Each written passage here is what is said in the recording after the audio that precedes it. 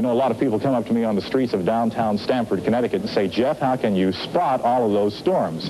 Well, this morning we're going to reveal our secret. It's our official Captain Video Storm Spotter Spectacles. If you had them, you could do it too. That's the weather now from SNC. Beam me up, Scotty.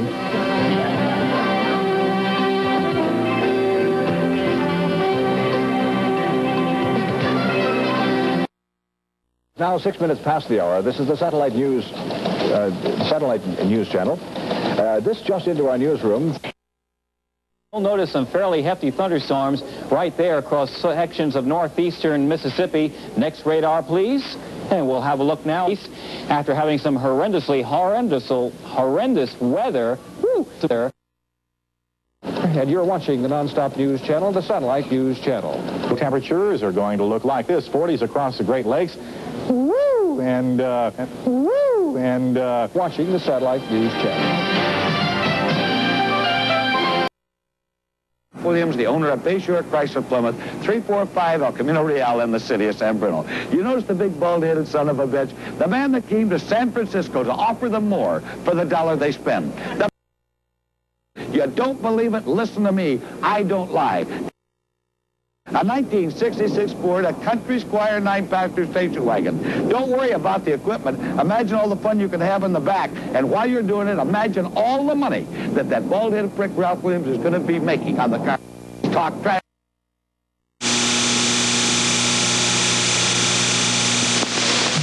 Well, what a great thing to do.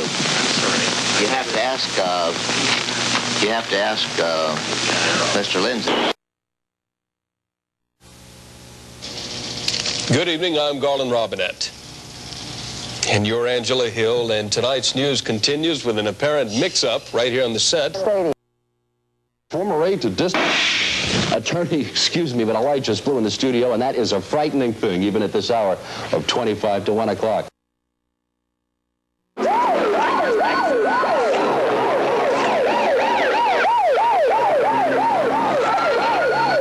Funny thing happened on the way down to the studio. What was that? I forgot my script. Well, that could have an effect upon your presentation.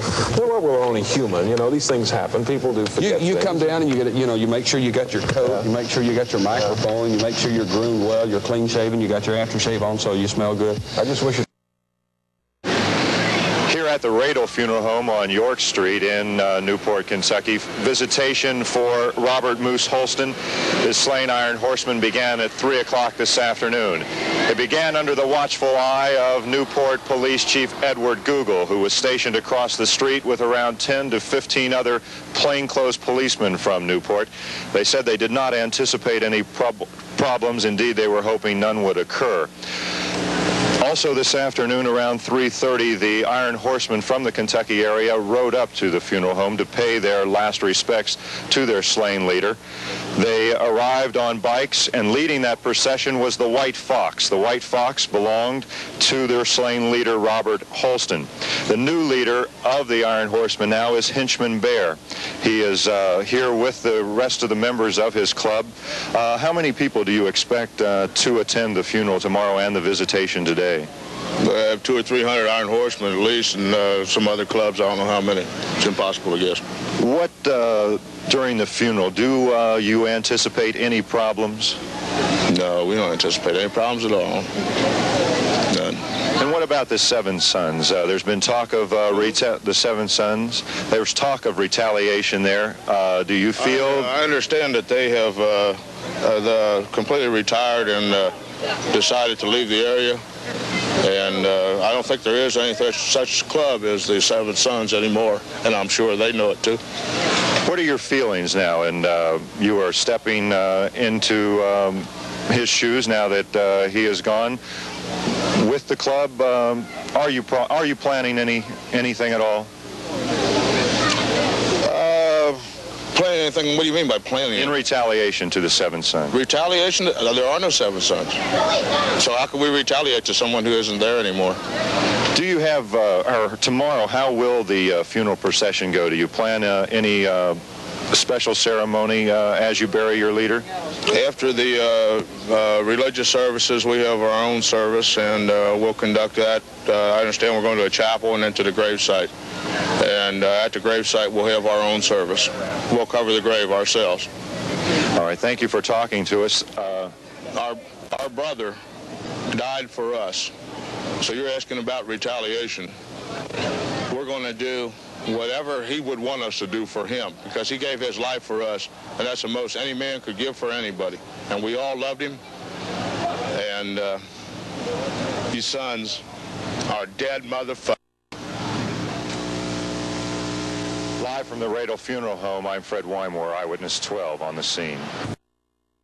We'll try to get ourselves together shortly. My knees took a beating when we went into overtime. Hit the floor. Oh, I was going to ask you how that happens. You know, things get crazy around here that sometimes you forget things.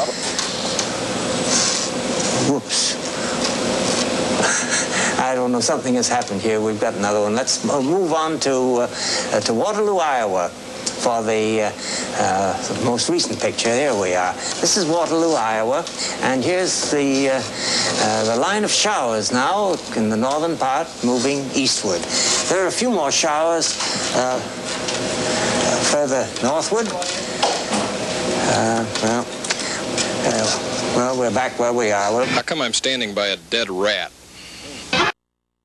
What about the show you're going to be putting on? Yeah. You know, in different ways, we'll be performing at the show. Well, you will. You're going to be performing, aren't you? Yeah. Are you going to sing? I'm going to do some music at the show. So. They sometimes they won't even let me into the auditorium. I think I'll make it this time. Well, I think it's a variety show. Misty Rowe will be here at any moment, I guess, and the Hager twins will be performing, and I'm doing a song, I guess, Loggins and Messina style type song, and Misty will probably do a couple of songs.